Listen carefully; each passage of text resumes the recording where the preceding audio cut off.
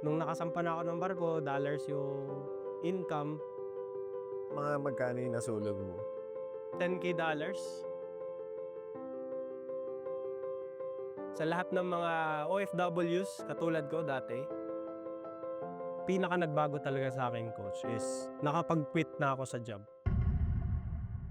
What's up guys? Kamusta? Hindi tayo ngayon sa Tagaytay. Kakaroon tayo ng onting learning, bonding, konting tawa na lang, no? Fun and bonding with Barnes. Sama si Barnes. Wala. Ay, yun pala siya. Ayan si Barnes. So, sama rin natin si Coach Tim. Si Coach Tim, oh. Ayan. Kita-kits. Okay, so dito tayo sa Starbucks si Raya. Kape muna before tayo mag-enjoy. Let's go! Si Ralph, ha? Ralph, ha?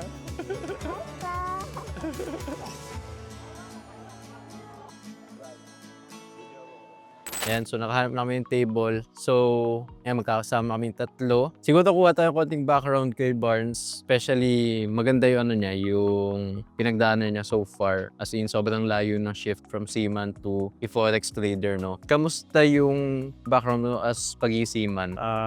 Introduce ko muna sarili ko. I'm Anthony Barnes for short. And ever since na college, well, hindi ko naman talaga balak maging seaman. It's the decision of my parents. In-honor ko lang kung ano yung gusto nila. Yun yung nakasanayan sa Pinoy eh. 2 cubes of ice, 2 shots of vanilla, 1 shot of tequila, tsaka brown sugar.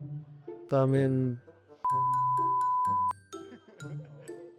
Nung nakasampa na ako ng barko, dollars yung income, pero may feeling na parang something is missing. Wala pa akong ano nun, wala pang pamilya. Matagal din kaming long distance relationship ng asawa ko before kami nagpakasal. Doon ko nakakilala yung forex trading dahil sa mga kaibigan ko, ay mga katrabaho ko na nagtitrade ng crypto. Sinabi ko na yung ano ko kay Ralph.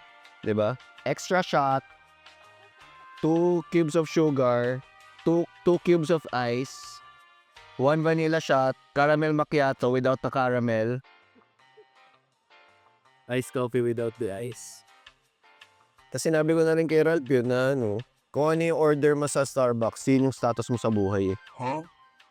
Kasi yung sabi niya, install ka ng ganitong app and then mag-deposit ka lang ng pera, tapos lagay mo yung ganitong indicator, blah blah blah. Pagka nag-green buy, pagka red sell. Ayos yan. So yun, sa phone lang ako nagtitrade nung. And then, nung naka-earn ako nun ng $10, tuwang-tuwa ako nun. So, nung time na yon, kala ko, easy money lang to kasi sa barko, kailangan ko pa maglinis ng bodega para maka $10.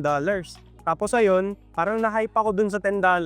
Ang ginawa ko, inubos ko yung laman ng bank account ko nun, yung isang sahod. Hanggang sa natalo. So ayun, mga hindi ko na ma-imagine, hindi ko na maalala ilang thousand of dollars na rin yung nasunog ko dun eh. Mga magkano yung nasulog mo? Let's say $10K dollars. Ayun, so lunch muna tayo. Dito kami sa Bon Appetit. So maganda yung view, tsaka yung place. So ito yung pampa-energize para sa mga may LSG. Ang goal ko talaga sa forex trading is malamangan ko ano yung kinikita ko a month. Ay, nag-quit talaga ako doon sa barko kahit na alam ko fast money talaga siya.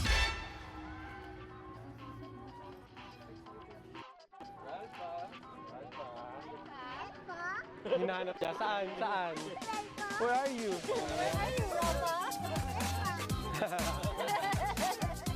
Nakita ko yung ads ni Coach Joe. Doon yung parang, ay ito mapagkakatiwalaan tong mukha kasi pogi. Sabi ko, pogi naman ito. Parang ex naman.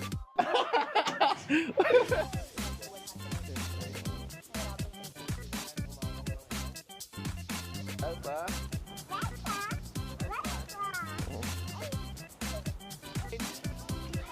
You wanna slide? Huh?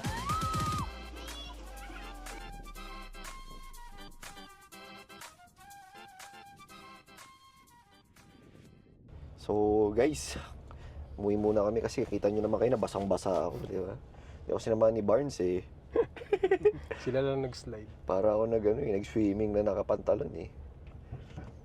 Hindi ko na ma-imagine, hindi ko na maalala ilang thousand of dollars na rin yung nasunog ko dun eh. Let's say, mga $10,000 yun to be precise. So may times talaga or may months na down talaga. yung account mo. So, nasabi ko na malayo na ako pero malayo pa.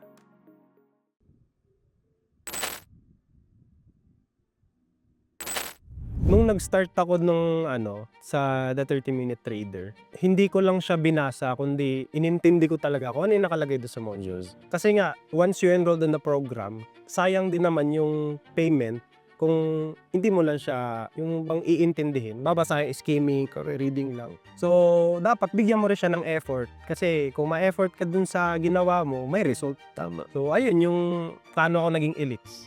It's because of that effort na ginawa ko in the first day of learning the 30-Minute Trader modules. Ganda, ganda. So anong na-feel mo naman na, kasi usually nakita ng mga tao is tuturuan lang sila mag-forex or what? Ano yung mas malalim doon na nakita mo nung kasama ka sa meeting ng mga coaches? Ang pinaka-deeper talaga na about trading is hindi ka pababayaan from the moment na nag-enroll ka sa TMT. Kasi from the moment nag-enroll ka sa TMT, it's a lifetime access. Correct. Not just a lifetime access, but i-guide ka ng mga coaches and your mates sa loob ng community para mas maging productive and mas maging malupit ka pa na trader. So, hatakan talaga pataas. Hindi yung usual na Filipino mentality na crab mentality. Na hatakan pa baba. Baliktad eh. So, yung goals ng TMT, vision and mission, inline siya sa lahat ng papasok doon. Ang ganda, ang ganda, no? Kahit na nag-enroll ka noong 2022, 2023, meron pa ring program na para sa'yo. Yes, Sa mga nagbabalik.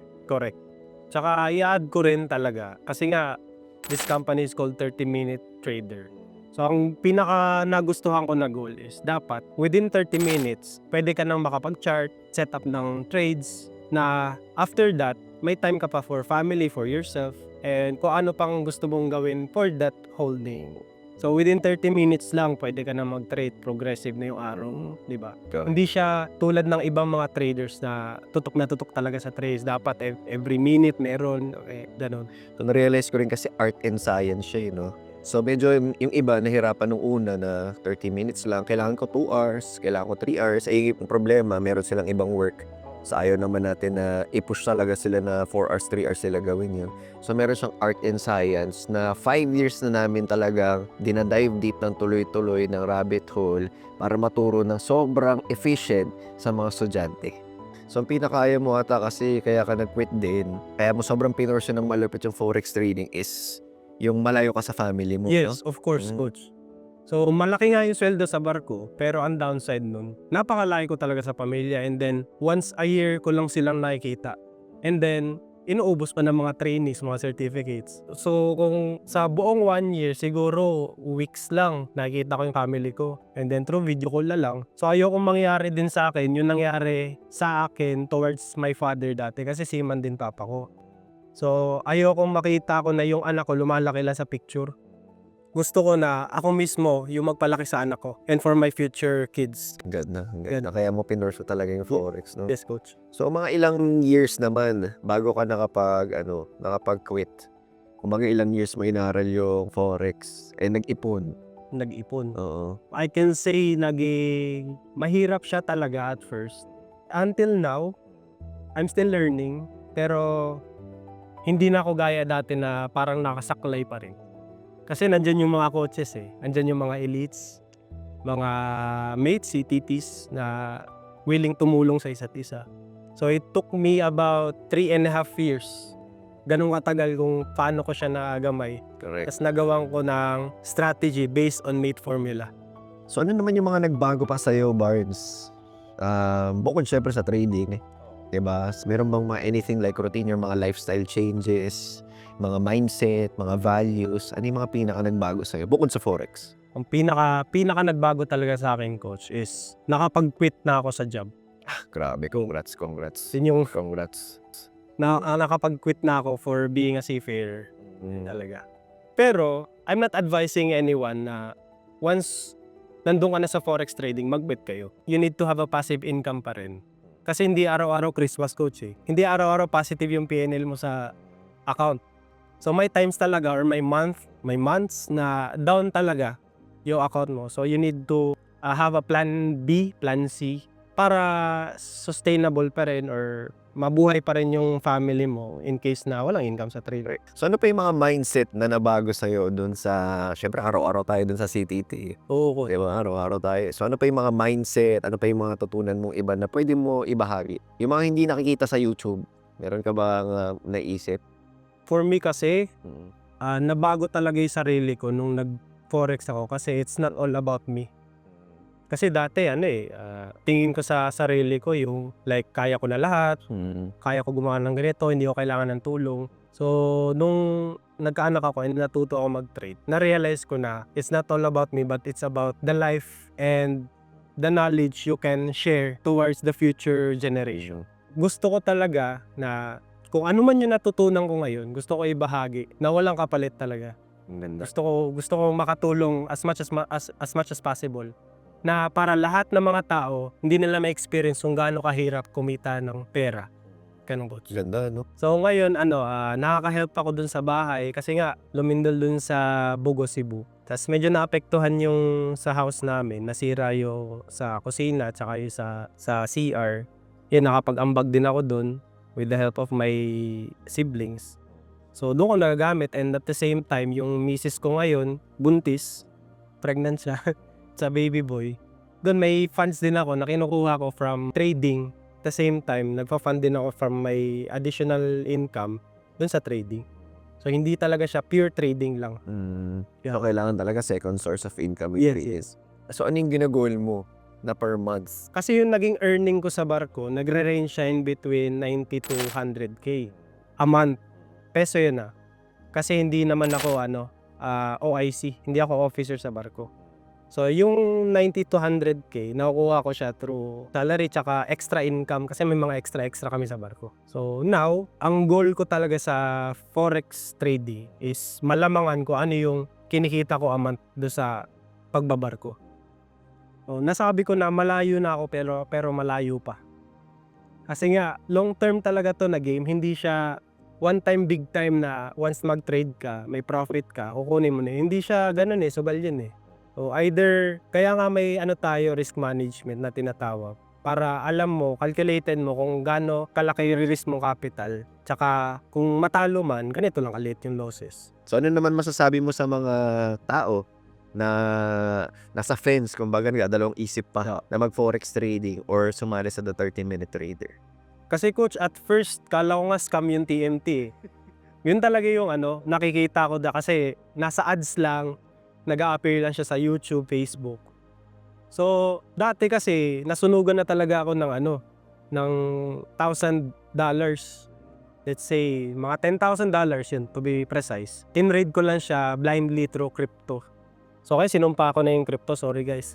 hindi na talaga ako nagtitrade ng crypto. Parang never. So, ayun. Nakita ko yung ad sa YouTube, kaka-browse ng Better Strategy. Nakita ko si Coach Joe. Doon ako na parang, catchy yung yung marketing Try ko nga to. Pag-click ko ng ganun, may nakalagay na if you want to enroll, click here na redirect ako doon sa website. Pinil up ko yung form and hindi ako nagsisi na nag-enroll doon sa loob. Kasi kung babalikan ko yung moment na pinindot ko, kinlik ko yung link, para siyang Kinder Joy Surprise. May laruan sa loob. Tapos yung nasa loob, yun yung TMT modules. Yun yung naging foundation ko talaga. Made formula until now. Grabe, super the best. So for me, sa lahat ng mga OFWs katulad ko dati, sa lahat ng mga doubtful pa sa the 30-minute trader, guys, pwede nyo siyang itry and we will see you inside the community. So yun, grabe, dami natin pinuntahan. Banding na rin no? Tsaka syempre, dami natin mga mastermind today. Po, Coach. So, sulit-sulitin natin yung mga ganito kasi si Direk Sisa, sobrang busy. Oo. Si Kaloy, Direk Kaloy. Salamat po, salamat. So, at least nagka-time tayo. Sobrang salamat. Start of the year. Ganda, start of the year. Yes, maganda talaga, Coach. And si Barnes pala from Leyte. Yes, magandaan is magstay na siya sa QC ng February. Grabe. Makakasama niyo na po ako every day, every Tuesday, every Discord. Ayan. Yan, sa mga TNT Premium, ayan, sulitin nyo na si Barnes. Buong araw siya magtitrade dun sa office natin. So, ano ba tingin nyo sa bago nating format na sobrang chill lang, no? Sabi nga nila, inside job, unfiltered eh. The trading unfiltered eh. Astig ba yung pangalan yan? Comment nyo na lang. Yan, tapos marami na din tayo mga ibang mga students din na i-highlight dito. Siyempre, ibang mga coaches natin. So, abangan nyo na lang. Kita-kits tayo sa next video. Salamat ng marami, Anthony Barnes. Yes! From Team Elites. Peace. Wash out sa mga elites.